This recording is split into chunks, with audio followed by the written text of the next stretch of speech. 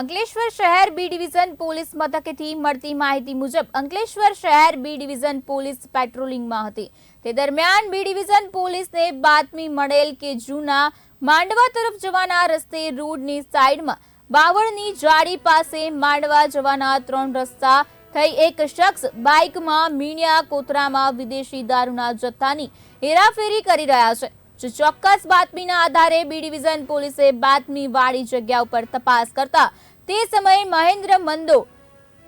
જીવણભાઈ વસાવા ઉંમર વર્ષ 24 અને માંડવા ટોલ ટેક્સની બાજુમાં આવેલ ખેતરમાં તાલુકો અંકલેશ્વર જિલ્લો ભરૂચ એક્ટિવા લઈને પસાર થતા પોલીસે તેની તલાશી લેતા એક્ટિવામાંથી